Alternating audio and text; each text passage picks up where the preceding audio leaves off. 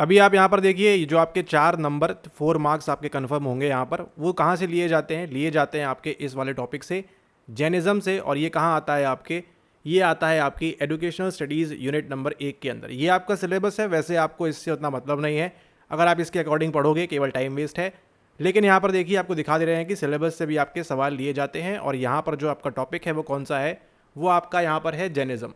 Jainism के साथ साथ आपको देखो यहाँ योग भी लिखा हुआ है, बुद्धिज़्म भी लिखा हुआ है। और आपने देखा था इसके पहले वाले पार्ट के अंदर कि कैसे आपको योग भी पूछा हुआ है, जैनिज़्म भी पूछा हुआ है, बुद्धिज़्म भी पूछा हुआ है, एंड उसी के साथ साथ आपको यहाँ पर उपनिषद के बारे में भी पूछा हुआ है। ठीक है, अगर आप यहाँ पर देखिए, उपनिषद कहीं मिलेगा नहीं आपको, या मिलता है तो अच्छी बात है, यहाँ पर देखिए।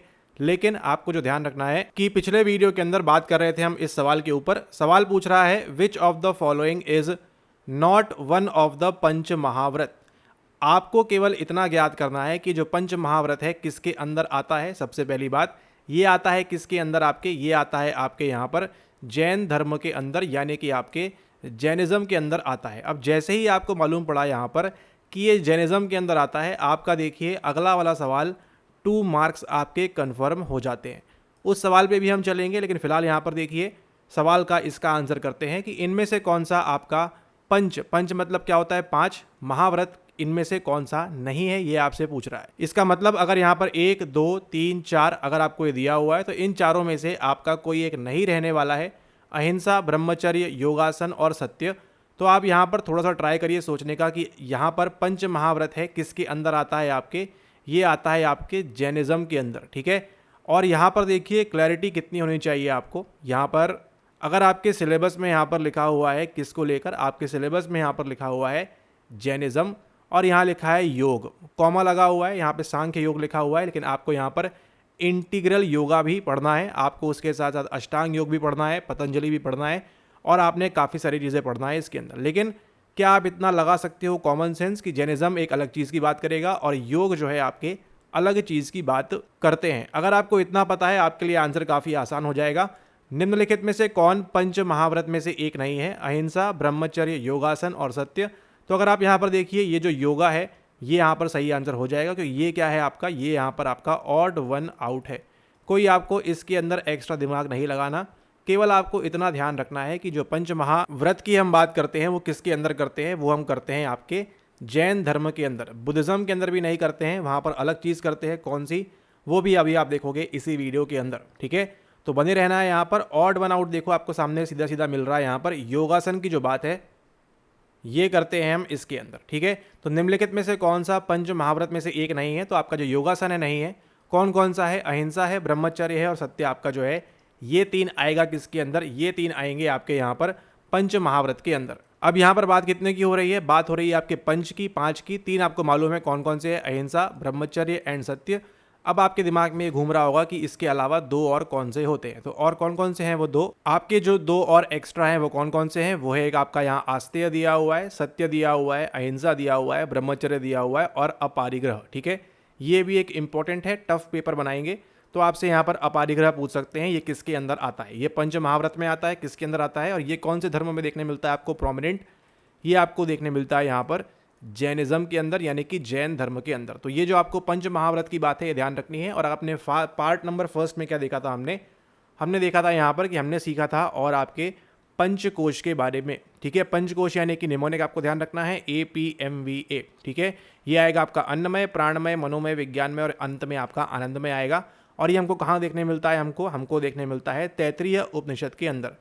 अगर आपको केवल इतनी नॉलेज है, ना कोई आपने किताब पढ़ना है, ना आपने कुछ एक्स्ट्रा दिमाग लगाना है, अगर आपको इतनी नॉलेज है, आप देखो आपको दिसंबर 2025 का अगला सवाल बन जाएगा यहाँ पर आपको तुरंत की तुरंत। अब देखो आपको यहाँ पर इवन आपको ये देखने की भी आवश्यकता नहीं पड़ेगी, क्योंकि आपको जो है पहले से सारी चीज़ें मालूम है। अब यहाँ देखो पंचकोश किसके साथ मैच करेगा? ये मैच करेगा आपके उपनिषद के साथ में। ये आपको मालूम है बी के साथ बन जाएगा, यानी कि या तो ये आंसर होगा सेकेंड वाला, या फिर आपका 4th वाला आंसर होगा। और अभी अभी आपने देखा पंच महाभूत को छोड़ दीजिए, अभी अभी आपने देखा किसके बारे में? आपने देखा यहाँ पर पंच महाव्रत जो है ये किसके अंदर आता है? ये आपको देखने मिलता है जैन धर्म के अंदर।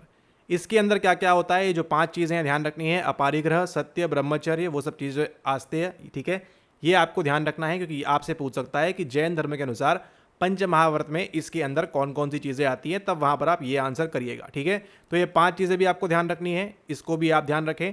एंड अब देखिए, पंच महाव्रत मैच करेगा जैन धर्म के साथ, पंचकोश करेगा बी के साथ 1 एंड डी के साथ 3, आपको देखो केवल इसी ऑप्शन में मिलेगा। ठीक है, बी के साथ 1, डी के साथ 3 देख लेते हैं, डी के साथ 2 है यहाँ पर, तो ये तो मैच करेगा नहीं। तो अभी आपकी देखो एनकोडिंग कैसे स्टार्ट होगी, और ये आपको आने वाले दिसंबर 26 एग्जाम या जो भी आप आगे सेशन में एग्जाम देंगे वहाँ पर आपको काफ़ी ज़्यादा ये हेल्प करेगा। अब यहाँ पर देखिए पंचशील कहाँ देखने मिलता है आपको देखने मिलेगा ये बौद्ध धर्म के अंदर। हम बात कहाँ कर रहे हैं, बात कर रहे हैं आपकी यूनिट नंबर 1 के PYQs की। ठीक है, बौद्ध धर्म के अंदर आपको जो है यहाँ पर पंचशील देखने को मिलता है। एंड देन उसके साथ जो आपको यहाँ पर पंचकोश है देखने मिलता है आपको उपनिषद के अंदर। अब ये कौन सा उपनिषद है, इसको आपने पार्ट 1 के अंदर ऑलरेडी देख लिया है। एंड उसी के साथ साथ जो पहली वीडियो थी आपने 2 प्रकार के उपनिषद सीखे हैं वहाँ पर। ठीक है, ओके, अब जो बचता है आपके सामने वो कौन सा है, वो है आपका पंच महाभूत। और ये जो पंच महाभूत है कहाँ देखने मिलते हैं आपको देखने मिलते हैं इस योग के अंदर। और आपका जो पंच महाव्रत है वो कहाँ देखने मिलता है वो देखने मिलता है आपको यहाँ पर जैन धर्म के अंदर।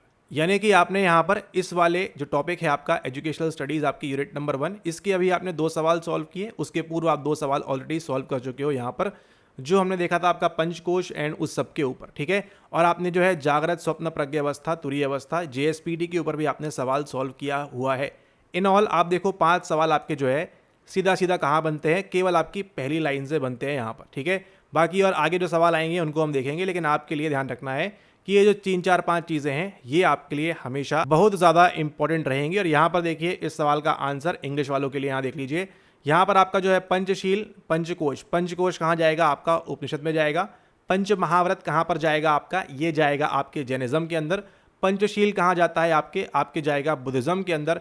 एंड जो पंच महाभूत है ये इंपॉर्टेंट है। ठीक है, पंच महाभूत जो है वो किसके अंदर जाएगा, वो जाएगा आपके योग के अंदर। और ये जो पंच महाभूत है आपने सुने ही होंगे, बहुत कॉमन से हैं आपके, जो आप सुनते हो आग पानी जल, ठीक है, एयर एलिमेंट, वो सब जो चीज़ें हैं आपकी पृथ्वी, वो आते हैं किसके अंदर वो आते हैं आपके यहाँ पर पंच महाभूत के अंदर। ठीक है, अगर आपको पता है पंचशील में क्या आता है तो नीचे आप यहाँ पर कमेंट ज़रूर करें कि पंचशील के अंदर क्या क्या आता है, ताकि आपके साथ साथ बाकी लोगों को ही मालूम पड़े और आपका भी यहाँ पर क्विक रिविजन हो जाए कि पंचशील के अंदर कौन कौन सी 5 चीज़ें आती हैं। अब देखो यहाँ पर भी 5 चीज़ें आएंगी, यहाँ पर भी 5, यहाँ पर भी 5, यहाँ पर भी 5। तो आपके लिए जो 5 नंबर है ये आपके लिए वेरी इंपॉर्टेंट रहने वाला है। ये सब चीज़ें आपको जो है ध्यान रखनी है, पहले से पढ़ के बैठना है। अभी आप सवाल देख रहे हो कहाँ का, ये देख रहे हो आप दिसंबर 2025 का। एंड उसके बाद आ जाइए अभी आप यहाँ पर सेम यूनिट नंबर 1 की, ये भी हम बात कर रहे हैं आपकी एजुकेशनल स्टडीज़ के अंदर। आपको जो 4 प्रमुख धर्म है या उनके बारे में आपको ध्यान रखना है। योग आपसे पूछेगा बार बार, जैनिज्म पूछेगा आपसे, बुद्धिज्म पूछेगा, सूफिज्म तो नहीं आपका, लेकिन आपका यहाँ पर जो है ये जो लिखा हुआ है, ये वाली जो लाइन है आपकी Islamic traditions towards educational AIIMS, यहाँ से भी आपको बार बार सवाल रिपीट होता है। ठीक है, तो इसको अगर आप एक बार कंसेप्ट दिमाग के अंदर सेटअप कर लो, PYQ लगा लो हमारे साथ, तो बस जीवन फिर आपका आसान है। अब यहाँ पर देखो क्या दिया हुआ है, धारणा प्रत्याहार ध्यान और समाधि।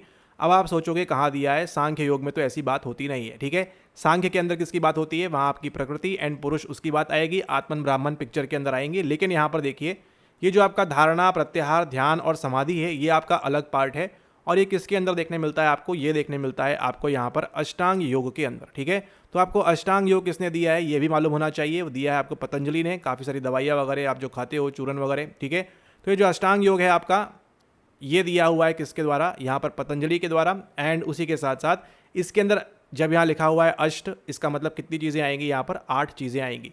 तो अगर आपको पता है यहाँ पर इसका निमोनिक आपको बताएंगे हम कहाँ पर, आप देखेंगे इसको अगले वीडियो के अंदर। अगर आपको पता है इसका सही आंसर धारणा प्रत्याहार ध्यान समाधि, यहाँ पर क्या मैच होगा, तो यहाँ पर नीचे कमेंट करना आप ज़रूर से ना भूलें। ठीक है, क्या रहेगा इसका सही आंसर, धारणा प्रत्याहार ध्यान और समाधि।